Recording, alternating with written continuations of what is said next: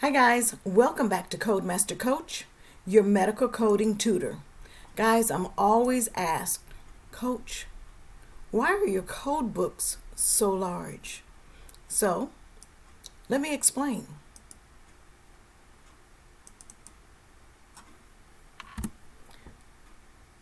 Think about it.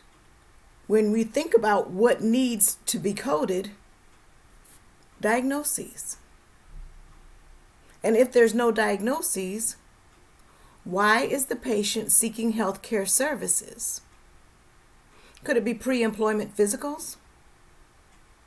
History of conditions? Maintenance? Status codes? Cancers? Poisonings? External causes? The list can go on. But let's first think about diagnoses. Diagnosis is the identification of the nature of an illness or other problem by examination of the symptoms. Diagnoses is the process of identifying a disease, a condition, or an injury from its signs and symptoms.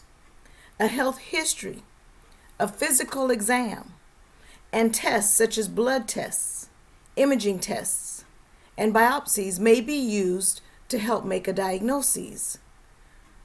So again, what is wrong with the patient? And if there is no diagnosis, why is the patient seeking healthcare services? Because remember, not all healthcare services are for a sickness.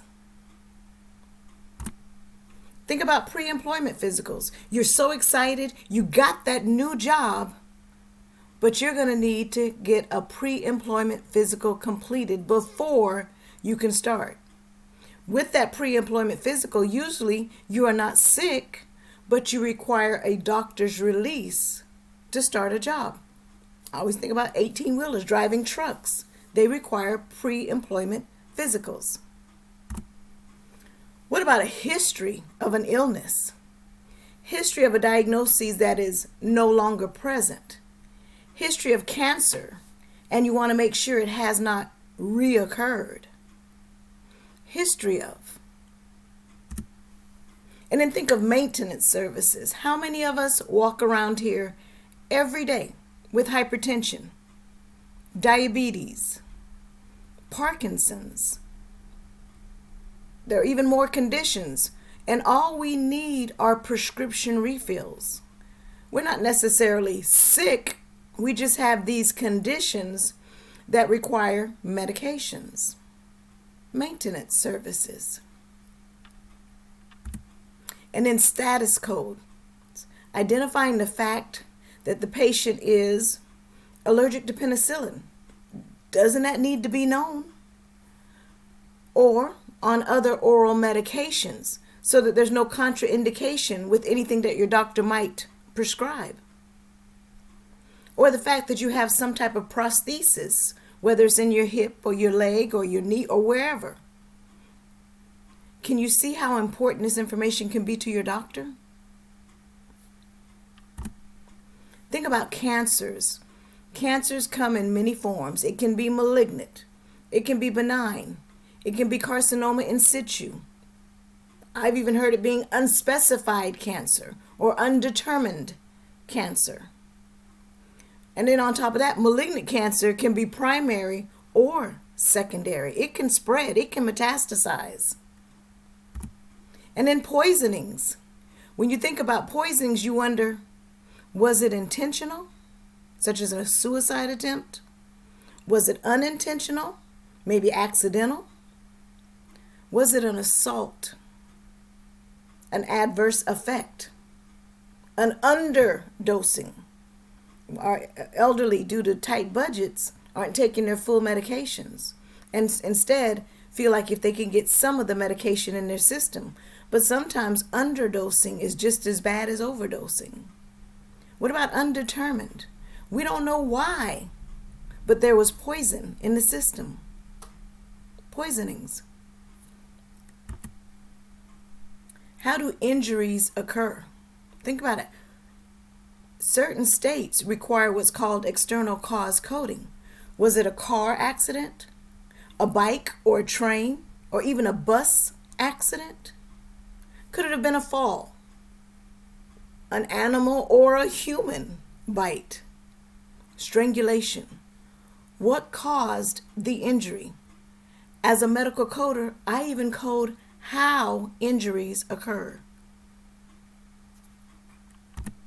Where do these injuries occur? Was it on the football field, the basketball court, at home, at the park, or even in the store?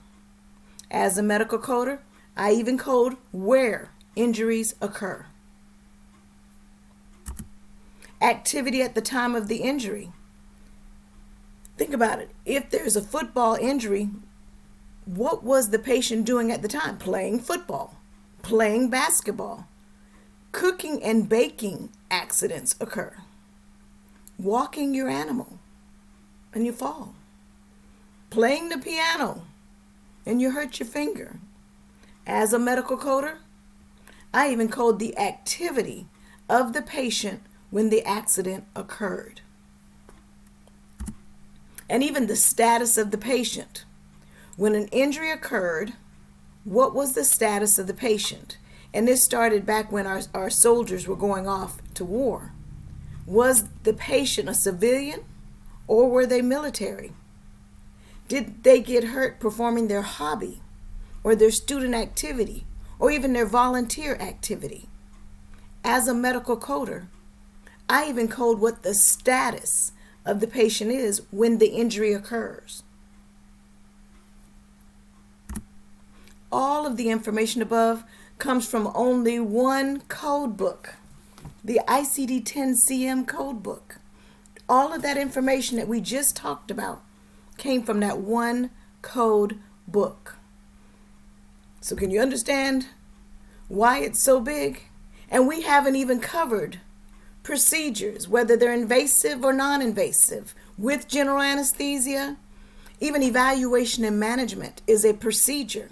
When the doctor looks at you and performs the history and then even examines you and then makes a medical decision.